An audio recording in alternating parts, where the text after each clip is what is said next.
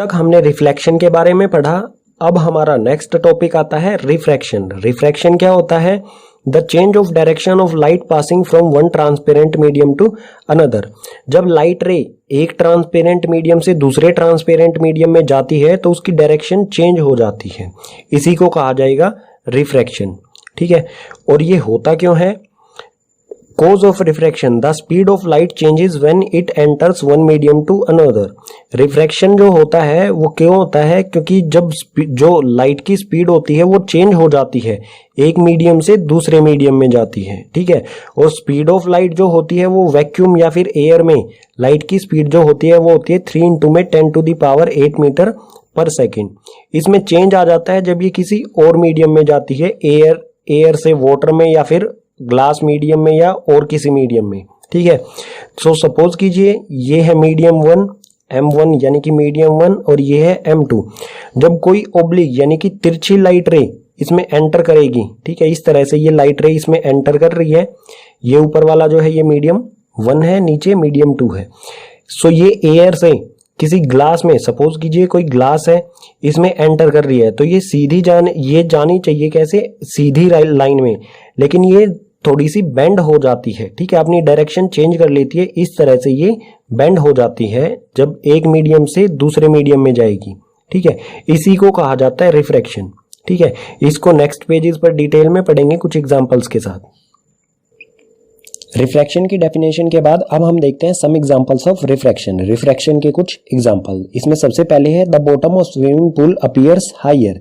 Swimming pool का जो bottom यानी कि जो तल होता है वो हमें थोड़ा सा ऊपर दिखाई देता है। इसका कारण क्या है? रिफ्रैक्शन, क्योंकि लाइट रेज जो है वो एयर से वाटर के मीडियम में जाती हैं। ठीक है, इसी कारण हमें लाइट की स्पीड जो है वो चेंज हो जाती है और जो बॉटम है वो हमें ऊपर उठा हुआ दिखाई देता है। सेकंड है इसमें a pencil partially immersed in water appears to be bent at the surface of water and air. जब कोई pencil half immersed in water, आधी पानी में डूबी हुई होती है, तो हमें वाटर और एयर का जो सरफेस होता है, ये एयर ये वाटर, ठीक है, इसके सरफेस पर जहां पर ये दोनों कांटेक्ट करते हैं एयर और वाटर, उस सरफेस पर हमें पेंसिल थोड़ी सी मुड़ी हुई दिखाई देती है। ठीक है, इस एक्टिविटी को आप घर पे भी करके देख सकते हैं। इसका कारण क्या होता है कि लाइट रेज जो है हम इसे कहां से देख रहे होते हैं? यहां से अगर हम इसे देखें, ठीक है, तो हमें ये बेंट होती हुई दिखाई देगी। ठीक है, क्योंकि हम इसे कहां से देख रहे हैं? एयर से। लाइट रेज कहां से? एयर से वाटर के अंदर जा रही हैं, सो मीडियम चेंज हो गया, सो यहां पर क्या हो रहा है? रिफ्रैक्शन हो रहा है, इसी कारण ये बेंट होती हुई हमें दिखाई देती है। थर्ड है इसमें lemon placed in glass tumbler appears higher. Glass tumbler यानी कि कांच का ग्लास जो होता है उसमें जब हम लेमन डाल देते हैं, एक साबुत लेमन डालेंगे हम उसमें, तो वो हमें साइड से देखने पर वो हमें बहुत बड़ा दिखाई देता है। इसका कारण भी क्या है? रिफ्रैक्शन, क्योंकि एक मीडियम से दूसरे मीडियम में रेज जाने पर उनकी स्पीड चेंज हो जाती है। ठीक है, लास्ट है इसमें letters of a book appears to be raised when seen through a glass slab. अगर आपकी बुक है, ठीक है, बुक पर अगर हम ग्लास स्लैब रख देते हैं, उसकी वजह से जो भी लेटर्स होते हैं बुक पर लिखे हुए, जो भी अल्फाबेट्स लेटर्स होते हैं, वो हमें थोड़ा सा ऊपर की तरफ दिखाई देते हैं, क्योंकि वहां पर भी क्या हो रहा है? मीडियम चेंज हो रहा है, एयर और ग्लास मीडियम है, वहां पर भी 2 मीडियम है, इसी कारण लाइट की स्पीड चेंज हो जाएगी और जो लेटर्स हैं वो हमें थोड़ा सा ऊपर दिखाई देंगे। ठीक है, ये कुछ एग्जांपल्स हो गए हैं रिफ्रैक्शन के। अब हम देखते हैं refraction through glass slab. Glass slab से रिफ्रैक्शन किस तरह से होता है? सपोज कीजिए ये हमारी PQRS एक ग्लास स्लैब है, यहाँ पर एयर का मीडियम है और ये ग्लास मीडियम है। ग्लास स्लैब है तो ग्लास मीडियम होगा। ठीक है, ये नॉर्मल लाइन है हमारी, नॉर्मल RS वाले सरफेस पर नॉर्मल है और ये PQ वाले सरफेस पर नॉर्मल लाइन है हमारी। इसे डिनोट कर देते हैं, ये N, ये N डैश। ठीक है, N और N डैश जो है हमारी ये नॉर्मल लाइन है। अब सपोज कीजिए ये हमारी इंसिडेंट रे है। ठीक है, ये इंसिडेंट रे है एक मीडियम से, ये एयर मीडियम से ग्लास मीडियम में एंटर करेगी। और रिफ्रैक्शन क्या कहता है? जब कोई लाइट रे एक मीडियम से दूसरे मीडियम में एंटर करती है तो वो अपनी डायरेक्शन चेंज कर लेती है। ये एयर मीडियम से जैसे ही ग्लास मीडियम में एंटर करेगी, इसकी पोजीशन क्या होनी चाहिए थी? बिल्कुल सीधी जानी चाहिए थी इस लाइन में, लेकिन जब ये ग्लास मीडियम में एंटर करेगी तो ये जो है नॉर्मल की तरफ मुड़ जाएगी। ठीक है, इसका पाथ जो है, डायरेक्शन जो है वो चेंज हो जाएगी। ये जैसे ही इस पॉइंट पर एंटर करेगी और ये नॉर्मल की तरफ मुड़ जाएगी, ठीक है। सो ये यहाँ पर ये क्या है, इंसिडेंट रे, सो ये बनाएगी यहाँ पर एंगल आई, और जब इस पॉइंट के बाद ये क्या हो गया, रिफ्रैक्शन हो गया इसका, यानी कि रिफ्रैक्टेड रे हो गई, तो ये यहाँ पर बनाएगी एंगल आर, ठीक है। और एंगल आर जो है वो एंगल आई जो है आर से बड़ा होगा, ठीक है, क्योंकि ये आर नॉर्मल की तरफ जो है रिफ्रैक्टेड रे जो है वो नॉर्मल की तरफ बेंड हो गई, मुड़ गई, ठीक है। अब एयर से ग्लास मीडियम में आने पर क्या हुआ, ये नॉर्मल की तरफ मुड़ गई, ठीक है, बेंड हो गई। अब फिर से सपोज कीजिए ये हमारी इंसिडेंट रे है, इस वाले सरफेस पर ये इंसिडेंट हो रही है, तो ये बनाएगी यहाँ पर एंगल I2, ठीक है, आई तो बना चुकी है यहाँ पर, सो I2 रख लेते हैं इसे, ये बनाएगी एंगल I2। और जब ये ग्लास मीडियम से एयर मीडियम में जाएगी तो यहाँ पर बनाएगी एंगल R2। यहाँ पर आप क्या नोटिस करेंगे, जैसे ही ये ग्लास मीडियम से एयर मीडियम में जाएगी, सो ये अवे टू द नॉर्मल, ये फिर से बेंड हो जाएगी नॉर्मल से दूर। यहाँ पर क्या हुआ था, ये नॉर्मल की साइड, नॉर्मल की तरफ बेंड हुई थी, और यहाँ पर क्या हुआ है, ये नॉर्मल से दूर बेंड होगी, ठीक है। अब जो रे होगी ये हो गई फाइनली रिफ्रैक्टेड रे, ठीक है, ये फाइनली रिफ्रैक्टेड रे है। अब आप नोटिस करेंगे जो फाइनल में रिफ्रैक्टेड रे है एयर मीडियम में, ये वाली, और जो ओरिजिनल पाथ था इसी रे का, ठीक है, ओरिजिनल पाथ ये बिल्कुल इसके पैरेलल है, और ये इसका ओरिजिनल पाथ क्या होना चाहिए था, ये, लेकिन ये किस पाथ पर आ गई रिफ्रैक्शन के कारण, इस पाथ पर। सो आप यहाँ पर देखेंगे कि इनके बीच में जो है कुछ डिस्टेंस आ जाएगा, सपोज कीजिए इसमें आ गया x डिस्टेंस, ठीक है, डिस्प्लेसमेंट हो गया, इसका पाथ होना चाहिए था ये पाथ हो, अब क्या है इसका रिफ्रैक्शन के बाद ये, सो इसमें डिस्प्लेसमेंट हो गया, थोड़ा सा इसमें डिस्प्लेसमेंट होगा, उसे कहा जाएगा लिटरल डिस्प्लेसमेंट। और लिटरल डिस्प्लेसमेंट है वो डिपेंड करेगा दो चीजों पर, फर्स्ट है उसमें refractive index of glass slab, जो हमारी ग्लास स्लैब है उसका रिफ्रैक्टिव इंडेक्स के बारे में हम नेक्स्ट पेजेस पर पढ़ेंगे, ठीक है, रिफ्रैक्टिव इंडेक्स पर डिपेंड करेगा। और second thickness of glass slab की थिकनेस पर, यानी कि जो आर से क्यू की दूरी है ये होगी थिकनेस, ठीक है। अगर ये थिकनेस इंक्रीज होगी सो ये डिस्प्लेसमेंट जो है ये भी इंक्रीज होगा, अगर ये थिकनेस कम होगी तो ये डिस्प्लेसमेंट भी कम हो जाएगा। ये था हमारा ग्लास स्लैब के थ्रू रिफ्रैक्शन। अब देखते हैं लॉज ऑफ रिफ्रैक्शन, यानी कि रिफ्रैक्शन के कुछ नियम। जैसे कि पीछे वाले पेज पर हमने ग्लास स्लैब के रिफ्रैक्शन के बारे में पढ़ा था, तो जहां पर भी रिफ्रैक्शन होगा वहां पर कुछ नियम को फॉलो करना होगा। उसमें से फर्स्ट है the incident ray, the refracted ray and the normal to the interface of two transparent media at the point of incidence all lie on the same plane. जो हमारी इंसिडेंट रे होती है, refracted रे होती है, और normal रे जो होती है हमारी, जो दोनों मीडियम के इंटरफेस, यानी कि जहां पर दोनों मीडियम मिलते हैं, जो वहां पर जो नॉर्मल रे होती है हमारी, ये तीनों चीज कहां पर होनी चाहिए, सेम प्लेन में होनी चाहिए, ठीक है। और सेकंड है इसमें स्नेल्स लो थोड़ा सा इंपॉर्टेंट है, इसके बारे में डिटेल में थोड़ा सा डिस्कस करेंगे। सो स्नेल्स लो क्या होता है, the ratio of sine of angle of incidence to the sine of angle of refraction is constant for a light of given colour and for a given pair of medium. अगर हमें किसी एक colour की light दी गई है और एक pair of medium दिया गया है, ठीक है, सो इसको इस डायग्राम से समझते हैं थोड़ा। एक पेयर दिया गया हमें मीडियम का, मीडियम 1 और मीडियम 2, लाइन के ऊपर की तरफ मीडियम 1 है और नीचे की तरफ मीडियम 2 है। सो मीडियम 1 और मीडियम 2 में हमें एक गिवन कलर की लाइट दी गई है। सो ये नॉर्मल, ये हमने बनाई नॉर्मल। सो एक जो हमें गिवन कलर की लाइट दी गई है वो एक मीडियम से, ये लाइट रे ड्रॉ कर रहा हूं मैं, ये लाइट रे मीडियम 1 से मीडियम 2 में जब एंटर करेगी तो इसकी डायरेक्शन चेंज होगी। सो ये यहाँ नॉर्मल के साथ बनाएगी एंगल आई और नीचे की तरफ बनाएगी रिफ्रैक्टेड यानी कि एंगल आर। और ये एंगल आई और एंगल आर जो होंगे इनका जब हम रेशियो निकालेंगे किस तरह से, जो हमारी ट्रिग्नोमेट्रिक टर्म है साइन आई यानी कि इस एंगल का साइन और इस एंगल का साइन, साइन आई और साइन आर का जब रेशियो निकालेंगे तो वो रेशियो जो आएगा वो कांस्टेंट होगा, ठीक है। कांस्टेंट किस तरह से, सो इसका रेशियो आ गया, जो भी इसका रेशियो आएगा, सपोज कीजिए हम इस एंगल आई को इंक्रीज कर दें, हमने जो है ये इंसिडेंट रे जो है ये और ओब्लिक यानी कि तिरछी कर दिया इसे, ठीक है, यहां पर ये नॉर्मल ड्रॉ कर देता हूं मैं। हमने इसे इसका एंगल बढ़ा दिया, ये एंगल आई जो है ये इंक्रीज हो गया, सो एंगल आर जो होगा वो भी थोड़ा सा इंक्रीज हो जाएगा, ये एंगल आर। अगर मीडियम सेम है और लाइट का कलर सेम है तो जो एंगल आई और एंगल आर इन दोनों का रेशो, साइन आई और साइन आर इन दोनों का रेशो और इन दोनों का रेशो, उनका आंसर जो है वो सेम आएगा, यानी कि कांस्टेंट होगा, उसमें कोई भी चेंज नहीं होगा। ये है स्नेल्स लॉ, ठीक है। अब है रिफ्रैक्टिव इंडेक्स। रिफ्रैक्टिव इंडेक्स क्या होता है? The ratio of speed of light in a given pair of medium. हमें एक मीडियम का पेयर दिया गया है, यानी कि दो मीडियम दिए गए हैं, उन दोनों मीडियम में जो लाइट की स्पीड का रेशियो होगा उसी को कहा जाएगा रिफ्रैक्टिव इंडेक्स।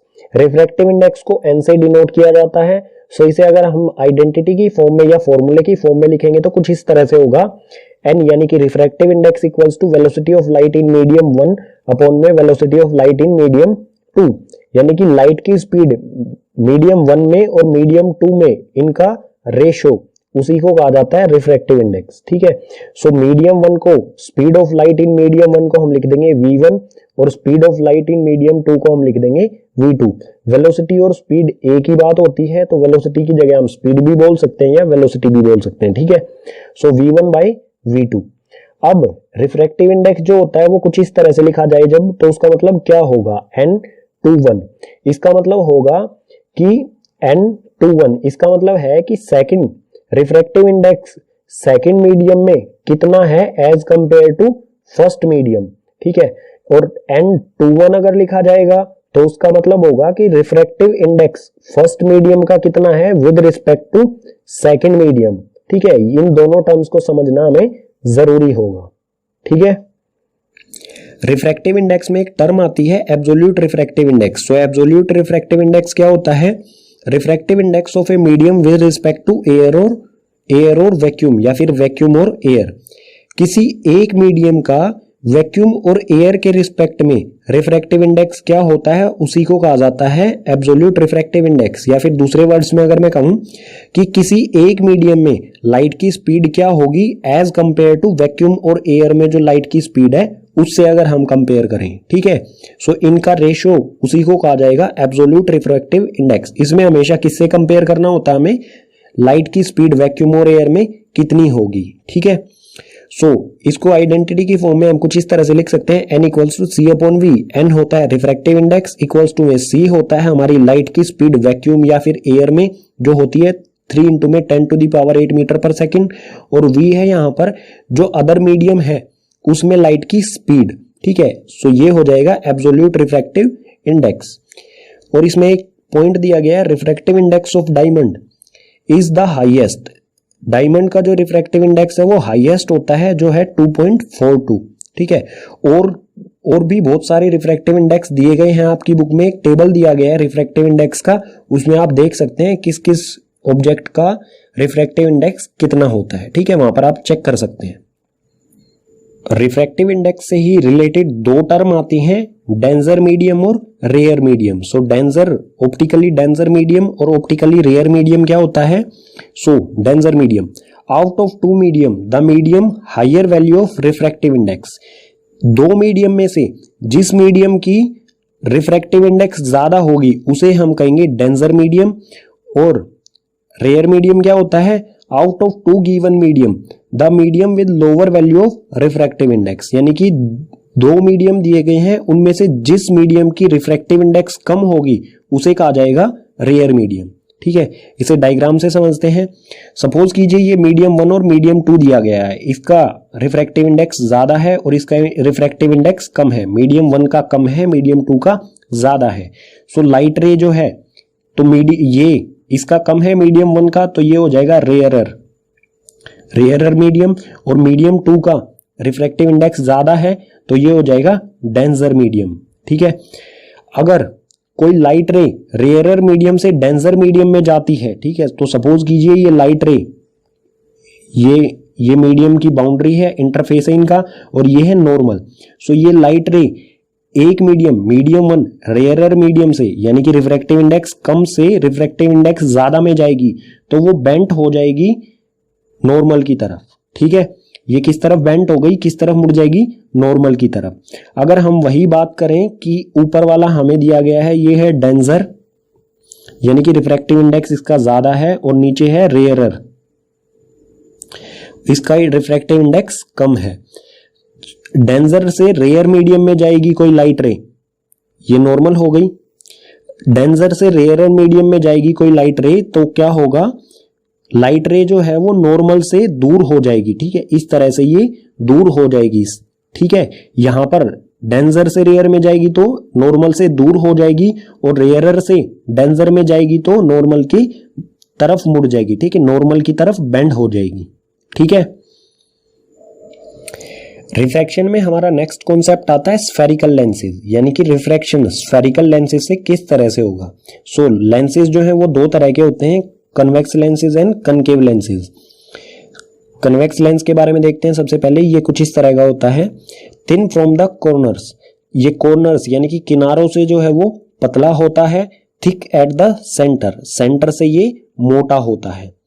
कन्वर्जिंग, और ये लेंस जो होता है वो कन्वर्जिंग, इसे कन्वर्जिंग लेंस भी कहा जाता है, क्योंकि ये जो भी लाइट रेज होती है उन्हें एक पॉइंट पर कन्वर्ज इकट्ठा कर देता है, इसलिए, ठीक है। अब देखते हैं कनकेव लेंस के बारे में, ठीक है। So concave lens thick from the corners, concave lens जो है वो कॉर्नर्स पे थिक यानी कि मोटा होता है, thin at the centre, centre से ये पतला होता है, as compared to corners, corner से पतला बीच में होगा ये, ठीक है। और इसे डाइवर्जिंग लेंस भी कहा जाता है, क्यों, क्योंकि ये जो भी लाइट रेज होती हैं उनको दूर दूर कर देता है, इसलिए ये डाइवर्जिंग लेंस भी कहलाता है। अब देखते हैं कॉन्वेक्स लेंस और कॉनकेव लेंस की कुछ प्रॉपर्टीज के बारे में। सो कॉन्वेक्स लेंस और कॉनकेव लेंस दोनों ही बाईफोकल लेंस होते हैं, यानी कि इनके दो दो फोकस होते हैं, ठीक है। जो लेफ्ट साइड में फोकस होता है उसे F1 कहते हैं, और C1 इसका सेंटर ऑफ कर्वेचर होता है लेफ्ट साइड में, ठीक है। और ये फोकस और C1 जो है सेंटर ऑफ कर्वेचर जो है वो इस वाले सरफेस का होता है। राइट वाले सरफेस का फोकस और centre of curvature left side में होता है, और लेफ्ट वाले सरफेस का फोकस और centre of curvature right side में होता है, ठीक है।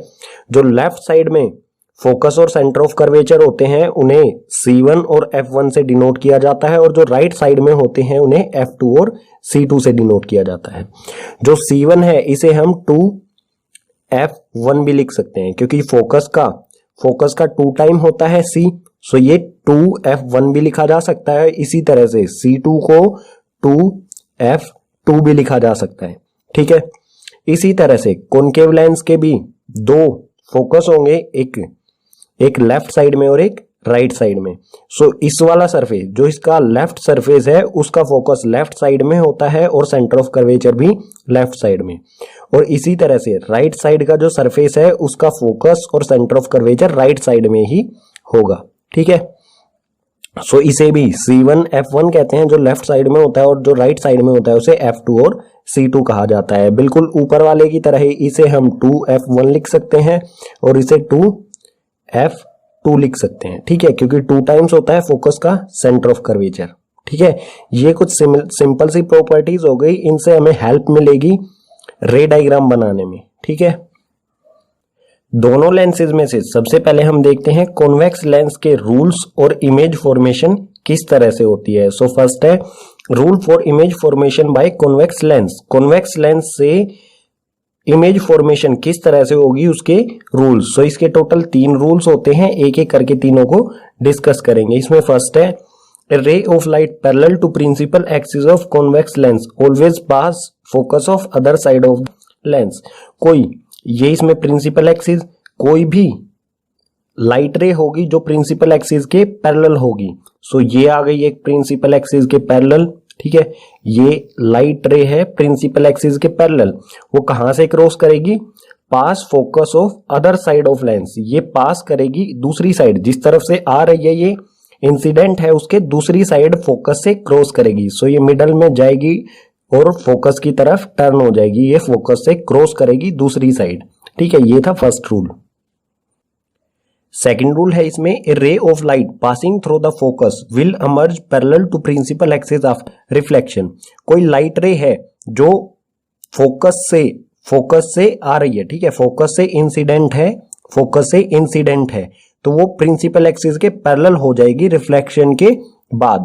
सो ये इंसिडेंट रे है, ये F1 फोकस 1 से क्रॉस कर रही है, ठीक है, इंसिडेंट है F1 से, तो ये जब रिफ्रैक्शन होगा उसके बाद क्या होगी, ये पैरेलल हो जाएगी प्रिंसिपल एक्सिस के, ठीक है। सो ये हो जाएगी रिफ्रैक्टेड रे जो कि प्रिंसिपल एक्सिस के पैरेलल है, ठीक है।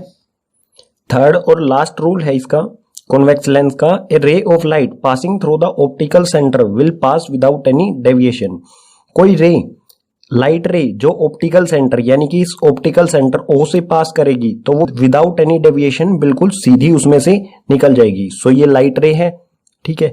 ये लाइट रे जब ऑप्टिकल सेंटर से जाएगी तो ये बिना किसी मुड़ाव के, बिना किसी डेविएशन के बिल्कुल सीधी पास हो जाएगी, ठीक है। ये इंपॉर्टेंट है क्योंकि एग्जाम में पूछा जाता है कि कौन सी ऐसी रे है जो विदाउट डेविएशन पास हो जाती है। तो ऐसी दो ही रेज होती हैं, एक तो प्रिंसिपल एक्सिस जो होती है वो, और एक होती है जो O से पास करे, ठीक है। रूल्स के बाद अब हम देखते हैं image formed by convex lens. Convex lens से इमेज किस तरह से बनती है। इसके टोटल 6 केसेस होते हैं, एक एक करके सभी को देखते हैं। सो इसमें फर्स्ट है when object at infinity, object की पोजीशन इंफिनिटी यानी कि अनंत पर हो तो इमेज कहां पर बनेगी, ठीक है। तो इसका रे डायग्राम बनाते हैं। ये इंफिनिटी से पैरेलल लाइंस आएंगी लेंस पर, ठीक है, इस तरह से, और जो भी पैरेलल लाइंस आएंगी वो दूसरी साइड प्रिंसिपल एक्सिस के पैरेलल होती हैं, वो दूसरी साइड फोकस से क्रॉस करती हैं। ये हमने रूल्स में पढ़ा है। सो ये सभी जो हैं ये फोकस से क्रॉस करेंगी इस तरह से, ठीक है। सो जहां पर भी दो या दो से ज्यादा रेज एक दूसरे से मीट करें वहीं पर क्या होती है, इमेज। सो इमेज कहां बनेगी, F2 पर, यानी कि जिस साइड से भी रेज आ रही हैं उसके अपोजिट साइड फोकस पर। सो इमेज की प्रॉपर्टीज देखते हैं। पोजीशन होगी F2 पर। नेचर के देखते हैं, नेचर होगा रियल और इन्वर्टेड, यानी कि बिल्कुल रियल इमेज बनेगी, रियल में जो है रेज इंटरसेक्ट कर रही हैं, और इन्वर्टेड यानी कि उल्टी इमेज बनेगी, ठीक है। साइज पॉइंट साइज होगा, यानी कि बिल्कुल बिंदु जैसा साइज होगा, पॉइंट, ठीक है। सेकंड केस दिया है हमें when object beyond C1, object की पोजीशन कहां पर हो, C1 के बियॉन्ड यानी कि C1 के पीछे की तरफ। सो ये ऑब्जेक्ट की पोजीशन आ गई C1 के पीछे की तरफ। यहां से हमें कम से कम दो रेज ड्रॉ करनी होंगी। एक तो हम कर सकते हैं प्रिंसिपल एक्सिस के पैरेलल, ठीक है। सो ये हमने की प्रिंसिपल एक्सिस के पैरेलल, जो भी प्रिंसिपल एक्सिस के पैरेलल होती है वो अदर साइड, दूसरे साइड के फोकस से क्रॉस करेगी, ठीक है। और एक हम ड्रॉ कर सकते हैं ऑप्टिकल सेंटर, जो इसका सेंटर होता है उससे, और जो ऑप्टिकल सेंटर से जाती है वो बिल्कुल सीधी विदाउट एनी डिफ्लेक्शन वो क्रॉस कर जाती है। सो ये जहां पर भी एक दूसरे से मीट करेंगी वहीं हो जाएगा हमारी इमेज की पोजीशन। सो यहां पर ये मीट कर रहे हैं, सो यहां ये बनेगी इमेज, ठीक है। सो इमेज की प्रॉपर्टीज देखते हैं। Position between F2 and C1, image की पोजीशन जब ऑब्जेक्ट बियॉन्ड C1 हो तो इमेज कहां पर बनेगी, between F2 and C2, F2 और C2 के बीच में। नेचर कैसा होगा, रियल और इन्वर्टेड, रियल रेज जो है एक दूसरे को इंटरसेक्ट कर रही हैं, मीट कर रही हैं। सो ये क्या होगा, रियल इमेज होगी, और इन्वर्टेड यानी कि अगर ऑब्जेक्ट सीधा है तो ये बिल्कुल उसका उल्टा होगा। साइज होगा डिमिनिश्ड, ऑब्जेक्ट का साइज जो है उसके कंपेयर में इमेज का साइज होगा डिमिनिश्ड यानी कि छोटा होगा, बहुत ज्यादा छोटा होगा, ठीक है। थर्ड में हमें दिया है when object at C1, object की पोजीशन कहां पर हो, C1 पर। सो ये हो गया हमारा ऑब्जेक्ट। इसके लिए भी हम कम से कम दो रेज ड्रॉ करेंगे, एक हम पैरेलल करेंगे और एक हो जाएगा ऑप्टिकल सेंटर से। सो ये पैरेलल ड्रॉ की, जो पैरेलल होगी वो फोकस से क्रॉस करेगी, ये फोकस से इसने क्रॉस किया। उसके बाद जो ऑप्टिकल सेंटर से जो जाएगी, ऑप्टिकल सेंटर से बिल्कुल सीधी की सीधी चली जाएगी। सो आप नोटिस करेंगे ये एक दूसरे को कहां पर इंटरसेक्ट कर रही हैं या फिर मीट कर रही हैं, C2 पर। सो इमेज जो है वो उसकी पोजीशन क्या हो जाएगी, C2, ठीक है। ये बन गई हमारी इमेज। प्रॉपर्टीज देखते हैं इमेज की। इस कंडीशन में इमेज की प्रॉपर्टीज क्या होंगी, पोजीशन एट C2, जब ऑब्जेक्ट की पोजीशन C1 पर होगी तो इमेज जो है वो C2 पर बनेगी। नेचर होगा इसका रियल एंड इन्वर्टेड, इमेज जो है वो रियल होगी और इन्वर्टेड यानी कि अगर ये सीधी होगी तो ये उल्टी होगी। साइज कैसा होगा इमेज का, सेम साइज, जितना ऑब्जेक्ट का साइज होगा उतना ही इमेज का भी साइज होगा, ठीक है। फोर्थ कंडीशन दी है हमें when object between F1 and C1, object की पोजीशन F1 और C1 के बीच में हो तो इमेज कहाँ बनेगी। सो ये है C1 और F1, इसके बीच में ये हो गया हमारा ऑब्जेक्ट। इसके लिए भी हम दो रेज ड्रॉ करेंगे, एक तो प्रिंसिपल एक्सिस के पैरेलल और एक ऑप्टिकल सेंटर से। सो ये हमने ड्रॉ की है फोकस पैरेलल, पैरेलल जो होगी वो फोकस से क्रॉस करेगी दूसरे साइड, और जो ऑप्टिकल सेंटर से क्रॉस करेगी वो बिल्कुल सीधी चली जाएगी। ठीक है, ये एक दूसरे को मीट करेंगी यहां पर। ठीक है, सो जहां पर भी ये मीट करेंगी वहीं पर बन जाएगी इमेज। ये बन गई इमेज। सो इमेज की प्रॉपर्टीज क्या होंगी, इमेज कहां पर बन रही है, बियॉन्ड C2।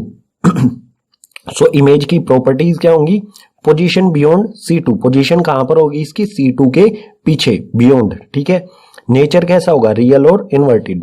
रियल इमेज बनेगी और इन्वर्टेड यानी कि अगर ऑब्जेक्ट सीधा है तो ये उल्टी बनेगी। साइज कैसा होगा, एनलार्ज, यानी कि जो ऑब्जेक्ट का साइज है उससे अगर जब हम कंपेयर करेंगे इमेज का साइज तो इमेज जो है ऑब्जेक्ट से बड़ी होगी। ठीक है, कॉन्वेक्स लेंस का फिफ्थ केस दिया है हमें when object at F1, object की पोजीशन कहां पर हो, F1 यानी कि फोकस 1 पर। ठीक है, ये F1 है, ये बना दिया हमने ऑब्जेक्ट। अब इसके लिए भी हम दो रे कम से कम ड्रॉ करेंगे, तो एक तो हम प्रिंसिपल एक्सिस के पैरेलल ड्रॉ कर सकते हैं और एक हम कर सकते हैं ऑप्टिकल सेंटर से। सो ये हमने ड्रॉ की है parallel to the principal axis, principal axis के जो पैरेलल है वो अपोजिट साइड वाले फोकस से क्रॉस होएगी। ठीक है, सो ये अपोजिट साइड वाले फोकस से क्रॉस होके आगे निकल जाएगी, और जो ऑप्टिकल सेंटर से जाएगी रे वो कुछ इस तरह से होगी, ये ऑप्टिकल सेंटर। ठीक है, ये दो रेज होंगी, दोनों आप नोटिस करेंगे कि ये दोनों रेज जो है वो यहां जब रिफ्रैक्टेड हो गई यानी कि लेंस को क्रॉस करेंगी तो ये आपस में पैरेलल हो जाएंगी। ठीक है, यानी कि ये कभी भी मीट करेंगी नहीं। ठीक है, तो इमेज कहां बनेगी, इमेज की पोजीशन होगी इन्फिनिटी पर। ठीक है, सो अगर हमारा ऑब्जेक्ट F1 पर है तो पोजीशन होगी इमेज की इन्फिनिटी पर। नेचर होगा रियल और इन्वर्टेड, यानी कि अगर ये सीधी है तो इमेज जो है वो इन्वर्टेड यानी कि उल्टी बनेगी, और साइज होगा हाईली एनलार्ज्ड, यानी कि जो ऑब्जेक्ट है उससे बहुत बड़ी इमेज बनेगी। ठीक है, ऑब्जेक्ट की कंपेयर में इमेज का साइज जो है वो बहुत ज्यादा बड़ा होगा। ठीक है, कॉन्वेक्स लेंस का सिक्स्थ और लास्ट केस है when object is between F1 and O यानी कि ऑप्टिकल सेंटर। ऑब्जेक्ट की पोजीशन हमें कहां दी गई है, F1 और ऑप्टिकल सेंटर O के बीच में। ठीक है, ये F1 ये O, तो ऑब्जेक्ट की पोजीशन इनके बीच में कहीं पर भी बना देते हैं। ये बना दिया हमने ऑब्जेक्ट। इसके लिए रे डायग्राम ड्रॉ करेंगे, एक हम प्रिंसिपल एक्सिस के पैरेलल ड्रॉ करेंगे, ये क्रॉस कहां से करेगा, F2 से। ठीक है, सो ये एक तो ये रे डायग्राम हमने ड्रॉ किया, रे ड्रॉ की लाइट रे। एक हम ड्रॉ करेंगे ऑप्टिकल सेंटर से, ये ऑप्टिकल सेंटर से।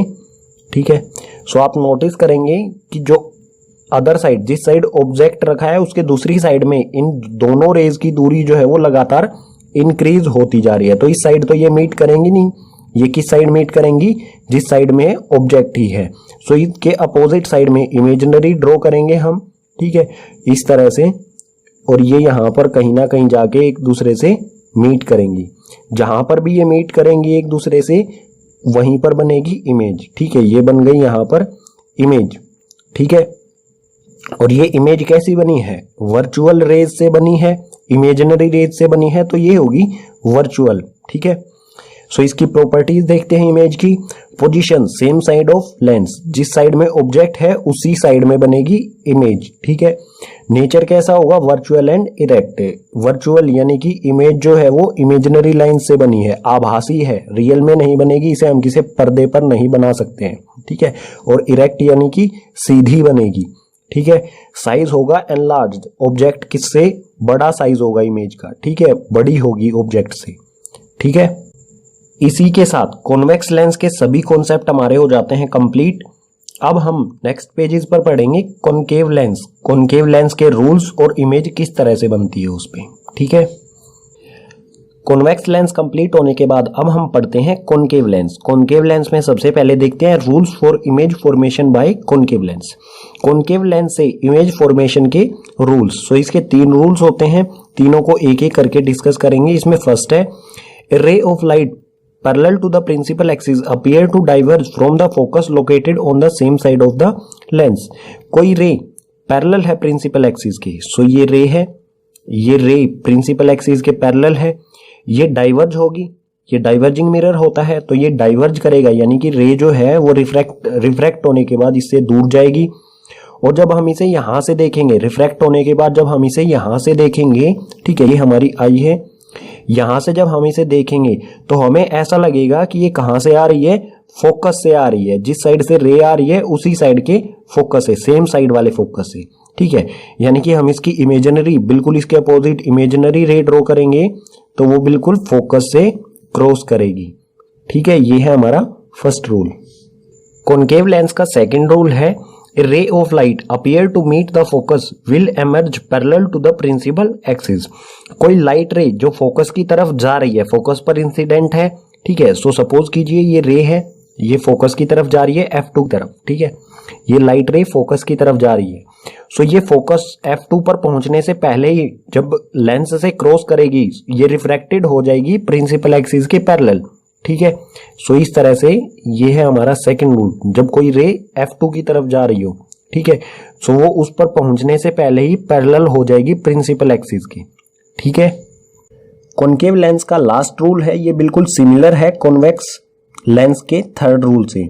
इसमें क्या कह रहा है, a ray of light passing through the optical centre will pass without any deviation. कोई भी रे जो ऑप्टिकल सेंटर से जाएगी, इंसिडेंट होगी ऑप्टिकल सेंटर पर, वो बिना किसी डेविएशन यानी कि बिना किसी मुड़ाव के बिल्कुल सीधी निकल जाएगी, ठीक है। सो ये है ऑप्टिकल सेंटर, ठीक है, यहां पर लिख देता हूं मैं ओ, ये है ऑप्टिकल सेंटर। कोई भी रे इससे जाएगी तो वो बिल्कुल सीधी निकल जाएगी विदाउट एनी डेविएशन, ठीक है। सो दो ही ऐसी रेज होती हैं कॉनकेव लेंस में भी और कन्वेक्स लेंस में भी। एक तो होती है प्रिंसिपल एक्सिस और एक होती है जो ऑप्टिकल सेंटर से क्रॉस करे, ठीक है।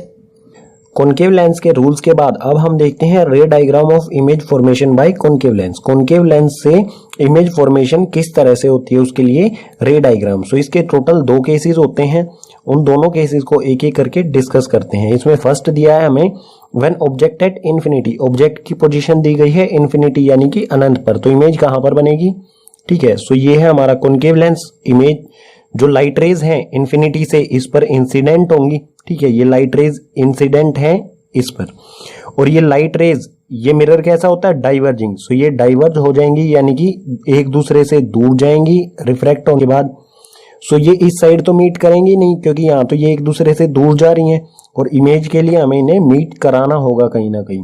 सो इस साइड में नहीं तो नहीं करेंगी, हम क्या करेंगे, इमेजिनरी रेज ड्रॉ करेंगे बिल्कुल इनके अपोजिट साइड में, ठीक है, ये इमेजिनरी रेज ड्रॉ करेंगे।